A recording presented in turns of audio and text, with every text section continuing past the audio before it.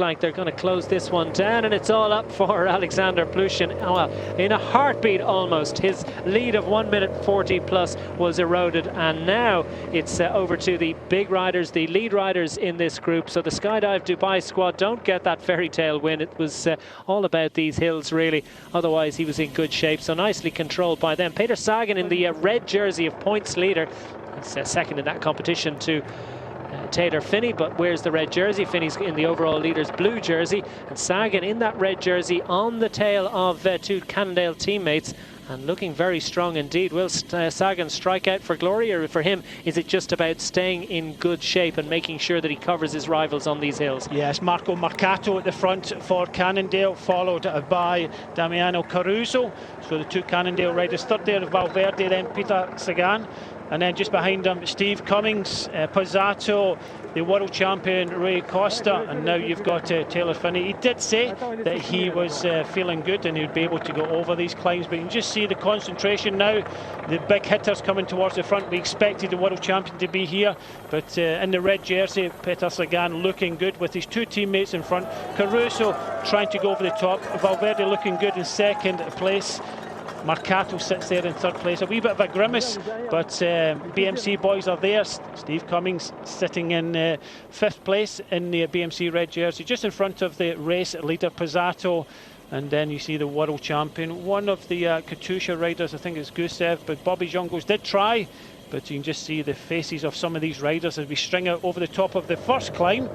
We have a quick descent, and then we're on to another climb, and we do have maximum gradients of 10% in this one as well.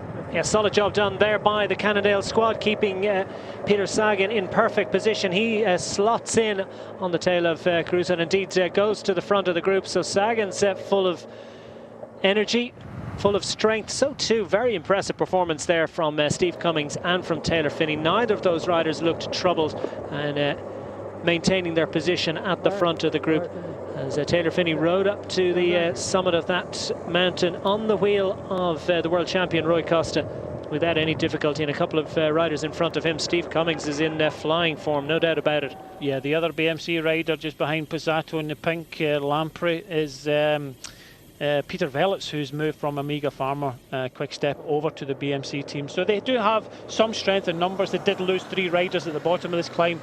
They do have Steve Cummings and Peter Velits. As we see a move by the world time trial champion Tony Martin for Amiga Pharma Quick Step now coming to the front. Well, it's a fascinating move by Tony Martin. Has Mark Cavendish been shelled here, or is this have they separated their plans? Because Tony Martin has decided to strike out for glory. He is capable of getting over the short hills, no doubt about it, although he wouldn't get over them as easily as Alejandro Valverde, as Movistar look like they've got options today. Little softener upper, and now Valverde goes for glory. Tony Martin isn't going to be given his head with any facility on this occasion, and Valverde has a handy gap indeed. And there's Rory Sutherland for Tinkoff on the left-hand side in the yellow. Peter Sagan tries to go. He realises that Valverde is a big danger. So Peter Sagan in the red jersey trying to come across to Alejandro Valverde.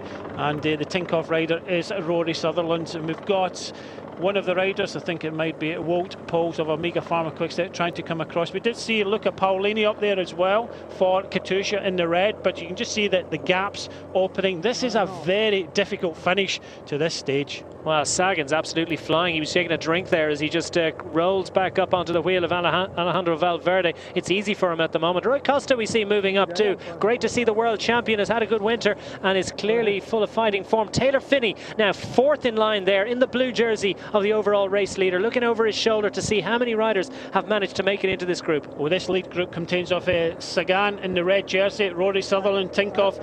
We get Tony Martin goes on the left-hand side. Rui Costa goes with us. Steve Cummings to the right on third place for BMC. We see Wout Poels up there for Amiga Pharma Quick Step. You can just see it all strung out. We possibly have about just over 40 riders in this front group.